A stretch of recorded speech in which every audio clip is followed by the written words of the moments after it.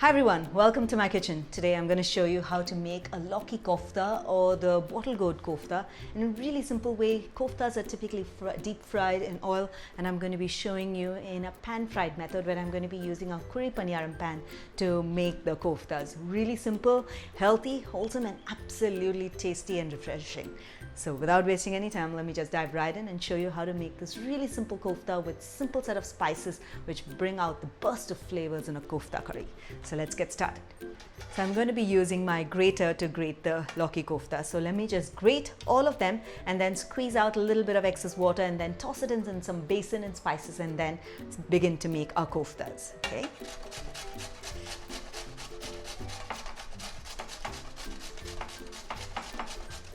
Alright, I've done grating the bottle gourd or the Lauki, and sometimes when you grate you get a lot of leftovers and which you can't actually grate. So what I do is I keep them to the side and I'm going to add it to the tomato puree that we're going to make, and then it's going to be ground along with the tomatoes that I've chopped and kept. Okay, so that's it. So now I'm going to be sometime, and also you must notice that the Lauki gives away a lot of water. So what I'm going to do now is to squeeze out some of the excess water and keep it in a bowl, and that water we're going to be using it in our kofta curry and not discarding it. So I'm just going to get a bowl. Great. So I'm just going to go ahead and keep squeezing out the excess water into the bowl. Okay, and once we just have to do one squeeze, we don't have to do too much because we're going to be making the koftas almost immediately. Okay, so we don't have to worry about that. So I'm just going to squeeze out all the excess water. Not going to be adding salt and squeezing out because I don't want too much water coming out, right? So because if you moment you add salt, it'll become very soggy. So and we have to make the koftas very quickly as soon as we add in the salt and the basin and all the other masalas that go into koftas. Okay, so there you go. Keep squeezing it and releasing out the excess liquid, and this liquid we'll just add it into our kofta curry. There's just a little bit water, not too much. So I'm going to take this water and put it into my tomato puree, which is tomatoes which are going to get pureed. Okay, we'll just keep this to the side.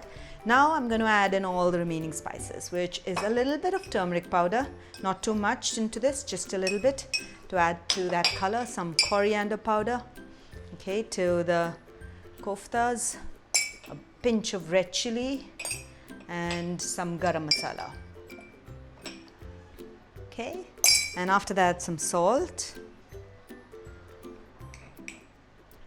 and basin. Basin is the binder, which is the gram flour, and that's going to bind the entire Lauki together and hold it together so we can make the koftas. Okay, so just mix it all up really well. So now after this I'm going to quickly preheat the paniyaram pan and then start making the koftas, okay, in the paniyaram pan. This is just perfect.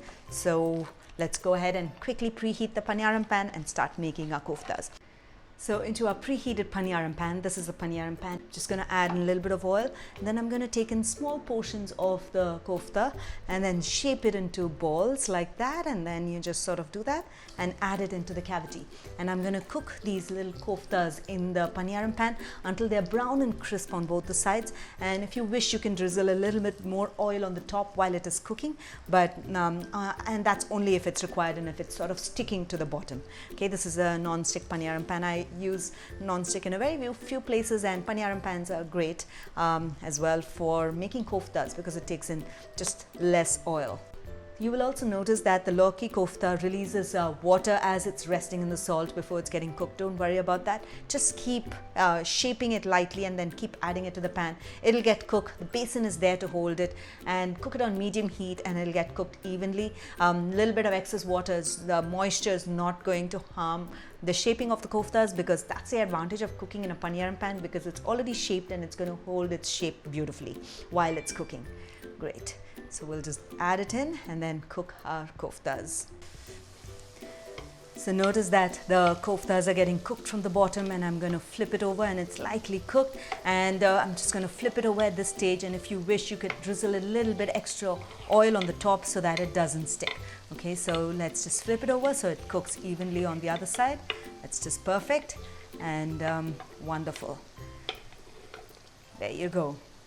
So notice that the koftas are cooked beautifully all round, about 4-5 minutes of cooking the koftas, and gently just flipping them over every minute or two, right? And then it gets cooked evenly, and now this is ready. I'm going to cook the remaining batch, and then I'll show you how to sort of put together the gravy for the kofta. Okay, so let's just do that in just a bit.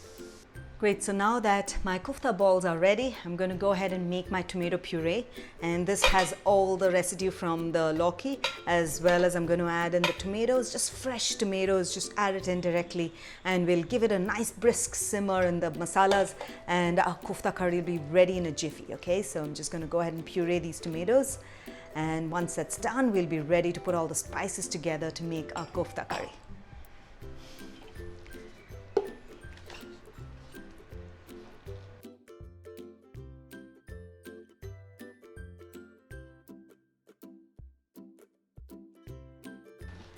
Great, so now that our tomato is well pureed, I'm going to keep this to the side and then show you how to make the masala.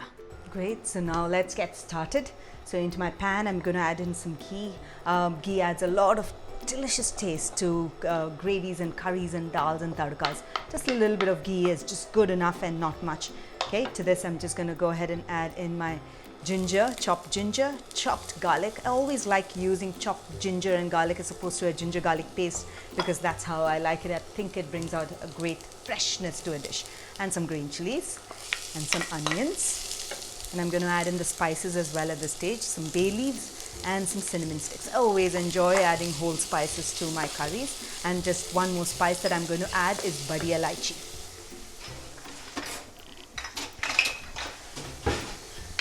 Okay, so we'll just add in our badi elaichi, and there you go. And I'm going to add in one more, which is pattar ka phool. If you don't have this in your home or your kitchen or pantry, don't get it very easily, don't worry about it. But this does add a great taste to the kofta curry, and I love adding it. It's called the stone flower, also known as the pattar ka phool. Okay, great. So we'll just saute this until the onions become soft and tender. We don't have to caramelize them, just until it starts sweating and changes color and turns light pinkish. I can smell the flavors of pattar ka phool and the ginger and the garlic, the badi elaichi, cinnamon, whole spices add in a brilliant taste to your curries and dishes. Okay, so when you don't need any masala and garam masala and things like that, all you need is like whole spices. Okay, so that's it. So notice the color of the onions have changed a little bit and they have softened as well. Don't caramelize it and don't brown it because the taste of the curry will change. This is just perfect in my opinion. Now I'm going to add in the tomato puree and then after that all the remaining masalas. So there you go. So kofta curries absorb a lot of liquid and moisture. So as the kofta actually rests inside the gravy, it'll absorb a lot of moisture. Okay, so and the gravy will become thick. So all the water and the liquid that we added and the lauki that we added as well is all ground, and these are fresh tomatoes. So as it simmers, it'll release a little bit of water as well and make it a little more dilute.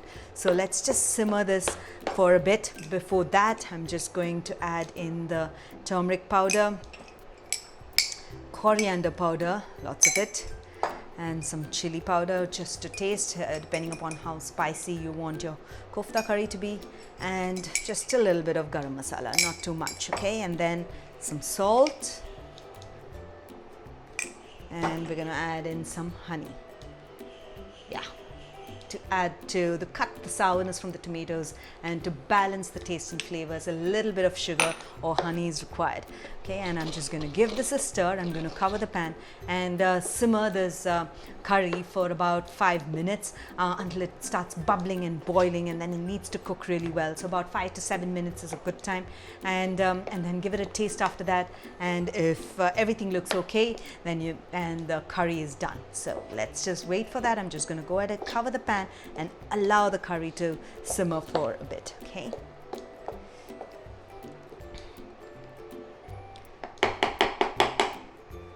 Gonna give it a taste.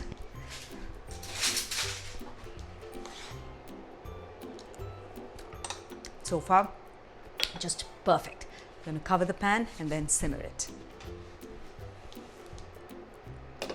So the curry has been simmering for a good 5 minutes, and I can smell the delicious flavors of the kofta curry, and it's brilliant. And notice, as I said, the fresh tomatoes, when you add, it'll release some liquid and it's become a little more watery than before, and this is perfectly fine for a kofta curry.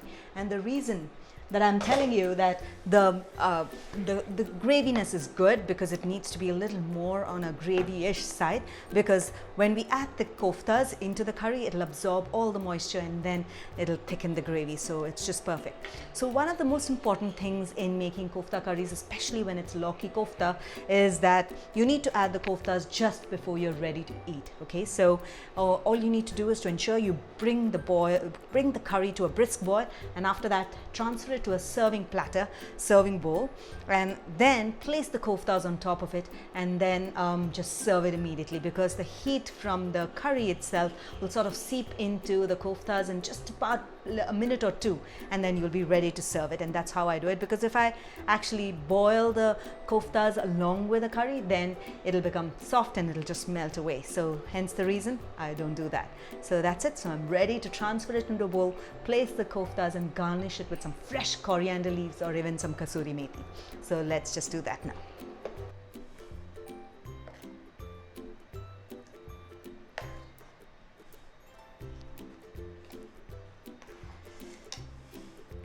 It's always a good idea to have a nice wide bowl for serving the koftas instead of a very tall walled bowl, because you can rest the koftas beautifully and then serve it for your friends and family when they come over. Great.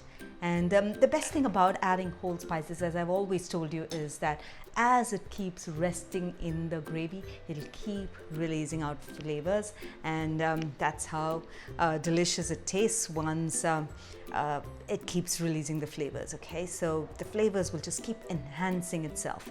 There you go. So it's done, and I'm ready to serve it. Garnish with some kasuri methi or some coriander leaves in just a bit. And that looks absolutely wonderful, doesn't it? I'm just gonna go ahead and add the remaining coriander leaves, and this looks so pretty, and I can't wait to dunk in some hot phulkas smeared with ghee, and then take a bite of these Lauki koftas or the bottle gourd koftas, made absolutely refreshingly tasty.